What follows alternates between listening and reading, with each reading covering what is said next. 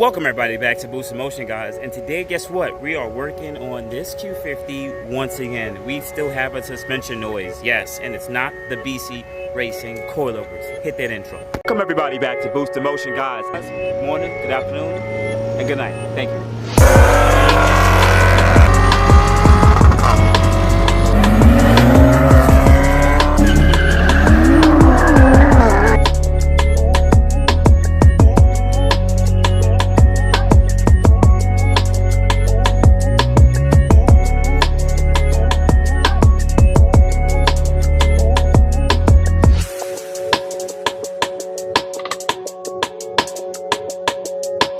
Alright, so let me give you guys a quick update what we're doing today. So today, if you've been watching my old videos, I'm still having this suspension noise that's coming from this side. Now, it's not the BC Racing coilover. A lot of people have been asking me about quality of the BC Racing coilovers. I have over 60,000 miles. I ended up changing one strut on this side because I thought it was attributed to that noise, and it come up that it is not attributed to that noise. Also, on top of that, I also changed the pillow mount to that same coilover, the spring insulators, and it's not the BC Racing coilover. So I also changed the upper control arm to a newer one. Noise was still there, and I ended up changing the stabilizer links and disconnecting them just to see if the noise may be coming from that side, and it's still not. Also, you guys can take a look and see that my car is a piece of crap. So now what I chose to do was I went and I ordered, all right, let's take a look. I went and ordered a 2020 lower control arm off a wrecked Q50. The car was hit from the rear. So this only has like 1,000 miles on it. And what some of you guys are telling me is this pretty much ball joint or compression bolt or rod or whatever you guys are calling it is making a lot of that noise. Because I'm only getting the noise on small little bumps. That's it. Hard bumps, you don't hear it. But any small little undulation in the road, I'm hearing a tapping noise.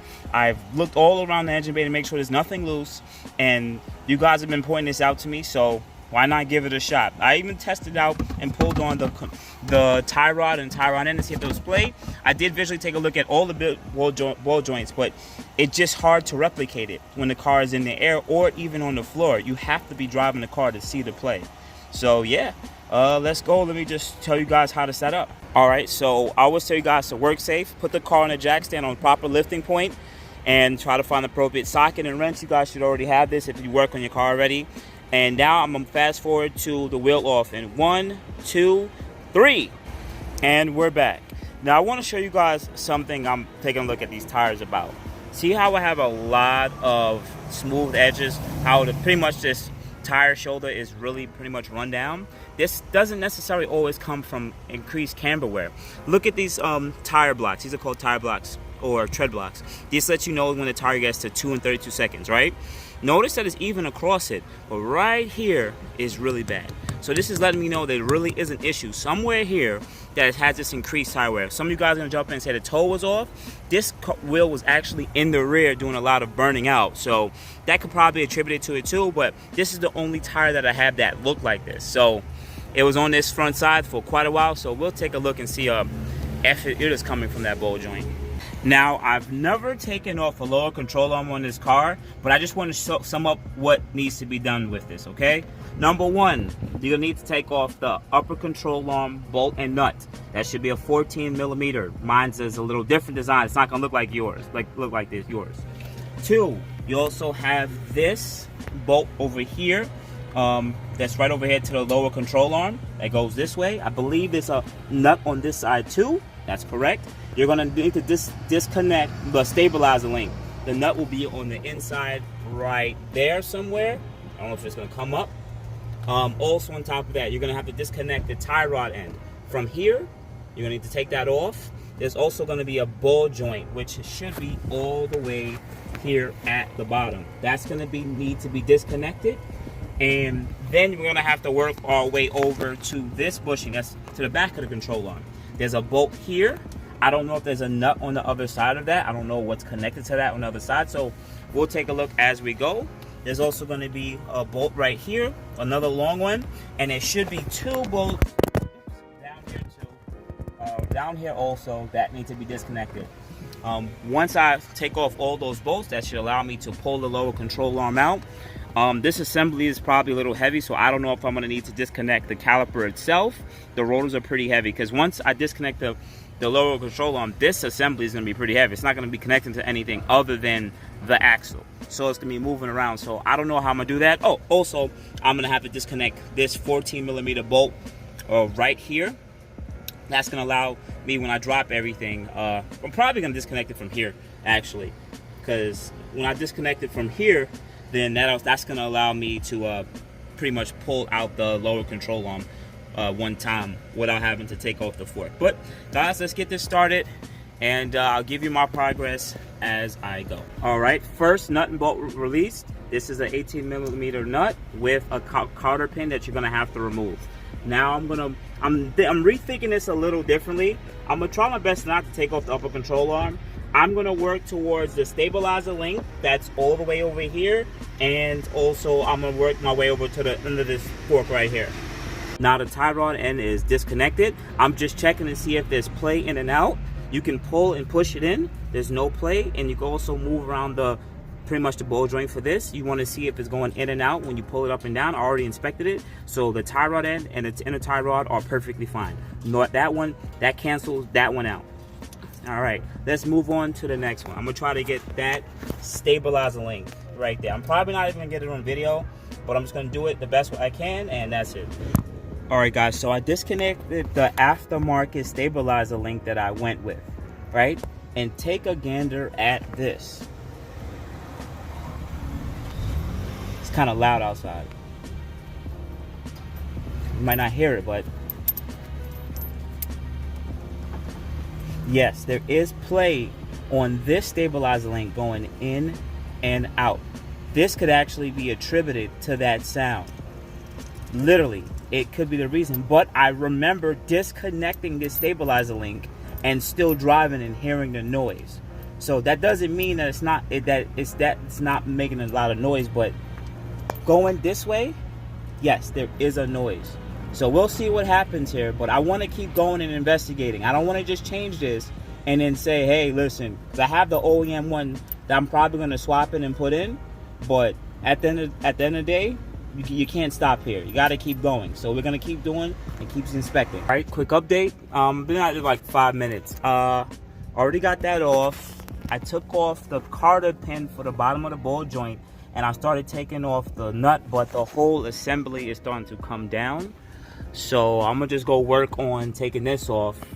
The bottom fork bolt, I already took off the nut on the other side, but it's still in there, so I'm gonna have to lower some of the tension off of it just to get it to slide out. But this is already unbolted. Pretty much what's gonna happen here is if I take out the bottom ball joint nut, this one right here, this assembly is gonna fall and it's gonna be on this weight.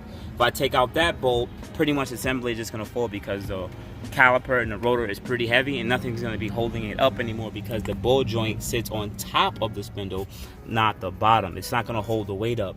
So I'm trying to do this without having to unbolt this, but usually when you do stuff like this, you're going to have to unbolt it regardless. I really don't want to at all, but I'm probably going to end up doing it anyway.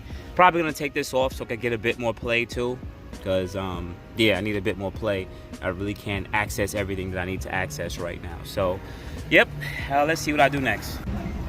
All right, so what I'm going to do next now is attack these 4 bolts, this one, and I'm going to attack the two ones at the bottom of here, and then we're going to move over to this long one right here with that nut and bolt on both sides, and then we should be on our way to pull the control arm out. All right, a minute later, I didn't put much weight on this. I just put this here just to hold it in place, because some of you guys are gonna say don't damage the rotor. I'm not trying to. It's literally weight on the outer edge of it. Now I got the nut pretty much off, it's loosened, and I got that bolt out. If I let this go right now, it's gonna come all the way down to the floor. We don't want that. So what I'm gonna work on right now is these 2 and the 2 right here at the bottom, and I'm gonna work on that bolt. Pretty much what I'm gonna try to do now is get the lower control arm out without having to take all of this off. Some of you guys are gonna flame me and say, Boost, just take it out. I'm trying my best to not do all the extra nonsense. So let's work on these sizes. If you guys want to know too, this one was a 17mm bolt and nut, and this one is actually a 22mm also. These ones should be a 19. Bear with me. Let me just grab a 19 socket. Let me see. This is a 17-inch socket, so this one's a 22. So 22 doesn't fit. This one is a 19, and that one's not a 19 down there, and it's not a 17 either. I'm gonna do this all on video very quickly with you guys. Very fun. Very quickly. Let me see if I can grab a 14 real quick. And it's probably a 14. I don't have a 14 in front of me to show you, but it's probably a 14. So let's move forward. Oh, that one too is probably, let me see if I could see it here. That one's probably a 19 also. Let me just double check. And yes, this one's a 19 also, this one over here. So this one might be kind of hard to reach because I'm gonna have to use a breaker bar or something like that. The gun probably won't be able to fit in there. Or maybe it will with a swivel. I could probably put a swivel here and have it come over here and just gun it. So we'll figure it out. We'll get this done. Let's move forward. All right, quick update. About 5 minutes later, 3 or 4 minutes later, I took these ones out. These were 19s. I took, that bolt, this one over here that's running away from me. I took this one. Oh man, I dropped the nut. Well, this is the bolt that goes into that one. I had to use a 19mm socket with a ratchet. I did it all by hand, and I also held back with a 19-inch closed wrench on the other end, and I just did it manually, I used the gun because it has too much force at the end, so I got tired of going like this. I just wanted to use the gun and take it off fast. If your guy's impact gun is powerful enough, you don't have to worry about doing that. But I've had this about 5 years now, so it's not as powerful as it used to be, but it's still doing pretty good. So now the only thing left is these two 14mm bolts at the bottom, and I should be able to necessarily pull this assembly out. I don't know how I'm gonna do it, but it should be able to come out. We'll see how this turns out. Let's go. Got the 14mm bolts out about 5 to 10 minutes later. Just used 14mm with a ratchet, but I used the breaker bar to break it up first, to break out the torque, and just use this so I can get it out quicker. I found it easier just to use a 14mm wrench once you pretty much got it unloosed, because you can keep circling it around and around. You guys will know what I'm talking about. Literally, you could just keep going like this. That's not exactly what you do, but it's just easier to spin it around in one place rather than a ratchet back and forth. But yeah, these are the bolts, and technically I should be able to start moving this out. So that side should be free, this side should be free. I think I gotta push this. Yeah, it's moving. So this just has to be pushed that way and out, and this one has to be pushed down, and this one, the ball joint, is gonna have to be pushed up. But here's the problem, this is still here. So what I'm gonna have to do is technically drop the assembly on a little bit down so I can start moving the control arm around. So let me give that a shot, and I'm gonna let you guys know how quickly that turns out. All right, quick update 3 minutes later. Couldn't get it out because I noticed that this axle and the ball joint were too close when I was letting it down. So I took out the fork, 14mm from there, and just pulled the hook out, and I pulled that to the side. But now, let's continue. Quick update, about 10 minutes later. Got that part down, got this part coming out. I'm gonna use a breaker bar to like wedge it in and knock it out. And got the ball joint out of the bucket, and I'm still holding it up with this. It is a bit annoying, but I could have just went a little farther, took off this at least, but I didn't want this moving around. So yeah, there's always a hard way of doing things, and I'm taking that direction. But anyways, let me pry this one out, and I should be able to get the control arm out. All right guys, so I'm gonna abort mission. One thing is, this sway bar is in the way of me getting this lower control arm out. But while fussing with it, what I realized is that I checked all the bushings to see if they're good, if there's any play, or if there's any knocking or flex. So this one over here will move a tad bit because there is a rubber flex between it, but there's no noises. And the most important thing is I went to the rod down here, and I took a look. I checked for play, in and out, and I've been messing with this thing all day. Well, about a good 5 minutes, pushing in and out, and even using the clamp to clamp it, and once again, no noise. So remember I was talking about the stabilizer link, right? So mind you, I told you guys before, I took off the stabilizer link, and I still heard the noise. But then there might have been other sounds I was getting with the control arm or the coilover, the top one. So what I realized is it's so loud. Once I kept on moving this up and down, let me see if I can put it as close as possible so you guys can hear it.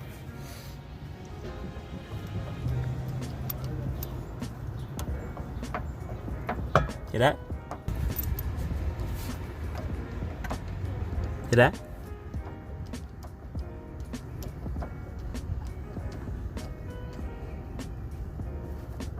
They don't hear it in certain, but it's when it's like this.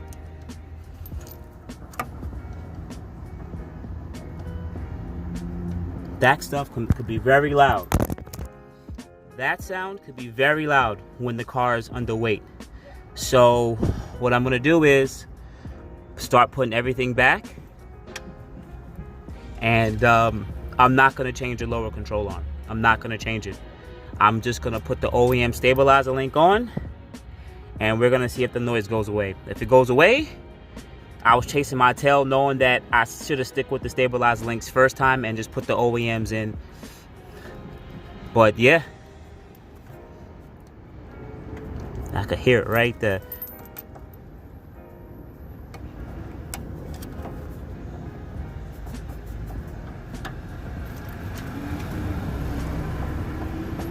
Yep, that's it. All right, let me start zooming by and connect everything back, and I'm gonna put the OEM link in. All right, guys, so I put the regular stabilizer link in right now.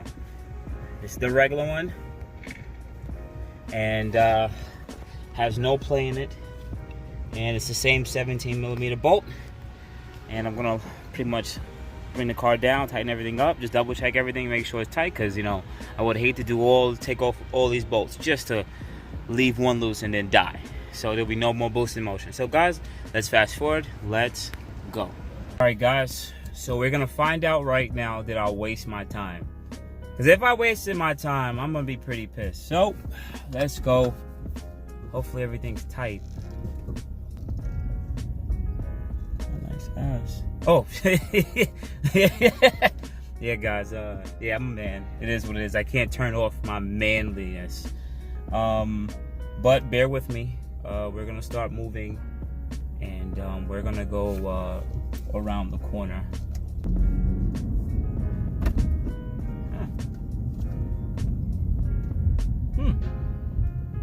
All right. Wait, hit a bump. Quiet. Yeah, it's nice and quiet.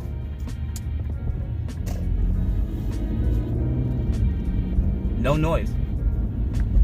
Wow. Quiet. Wow. Huh. I'm upset. All right, guys, we're also gonna try to replace this shitty Ford fucking strut mount. Go ahead, RJ. You're gonna be on video today. We're gonna make fun of Ford today. You're gonna be part of the compilation. Yeah, man. But I'm gonna show you guys, so let's just fast forward to show some of the damage. Get up in there raw, Milwaukee. I got a Romney myself. Ooh, look at that dirty tire. All right, let's look at the damage. All right, guys, so we're gonna have to remove that top bracket right here because it's a piece of shit. Yeah, I put it on the jack stand. I put it on the jack stand already, so you're safe. You can work on everything. All right, so I'll take out those two bolts, and there's gonna be a nut on top of here. That's gonna suck. No, you can just like pull it out. Once it's unbolted, then it could just come right out. Yeah, Mustang guy finally grabbed a wrench and a ratchet. I would say the other word, but you know, this is a PG, you know, because you can't really say too much raw stuff out here. But you know, when you go home, you should practice safe sex. Yo, that American trash. Yeah, yo, the design. They make good cars, but they're like, you know what? We don't design this stuff to run forever. Well, too deep on the subject. That's what she said. Never. All right, let's compare the old one versus the new one. Wait, that's the top part, right? Was it sitting like this inside of there? It was sitting. It's technically supposed to sit like that. Supposed to sit like that. And not be a Wow, piece of shit. you see how that came out? The death. If it wasn't for that one nut at the top of the strut, you'd have died. You know that, right? Well, thanks. Yeah. Thanks See, for look, that. look at this Ford part right here. They designed it just to come out. That doesn't make sense. This part should have been at the bottom so that it can never come out because, you know, forces go up. You know, they said that's just someone get paid $60,000 or more to design that, and they failed as an engineer. All right, with it raining, we keep trying to attempt to do this 10 to 15 minute job. We had to leave the tools and everything outside. Let's see what he's talking about. Oh, we got to be lined up. Okay. All right, I see what you're talking about. Because the old bracket was broken, so we're gonna jack the wheel and tire assembly up. Okay. All right, guys. So we also test fitted these XXR 521 wheels on my boy's car, and look at that fitment. This is why you gotta fuck with Boost in Motion. Sorry for cursing, because I'll help you make sure your fitment is sexy. He's gonna go with a taller tire. Right now, there's a 275 30/20 on here. We're gonna go with a 275 40 because you know it's a Mustang. It needs a thicker tire. But if he wanted to be part of the stance game and leave it the way it is, boy, that fitment will be like popping. How you feel about it, bro? And you gotta also he had these little studs that he took out of here, so we're gonna end up painting the studs and everything like that. Good. This is good. So all in all, he's gonna do the front one too. So he's gonna have wheels. The car's filthy right now, but he's gonna have this also in the front with an 8mm spacer. Gonna raise the car up another ½ inch, and this car is gonna be laid and of course get a wash. But you know, Boost in Motion family gotta look good and clean out here. I'm loving this. So guys, if you enjoyed this video, hit the subscribe button with the bell notification. Also hit the like, comment below. You guys can troll me on this one. I messed up. Boost in Motion messed up. This is my fault. But if you guys want to contact me, Boost in Motion IG and Facebook, and boostinmotion@gmail.com. Otherwise than that, guys, you have good morning, good afternoon, good night. There's a Teespring account below to all my new merch if you guys want to get some short sleeve t-shirts. And I got a few shirts that says dig races only, chases a race, and make them sell it. That's some of my new merch, so definitely check it out. You guys have a good morning, good afternoon, good night. Thank you. Appreciate it. You have a good day. We out. Thank you everybody for watching. Do appreciate you guys. Love you guys very much. You can also check out the 2 links I posted for some of my other videos. Also on top of that, if you want to purchase some Boost in Motion merch, definitely check the link that I posted also. And finally, if you've been watching all my videos and you enjoy them, please hit the link to subscribe to my YouTube channel. Thank you.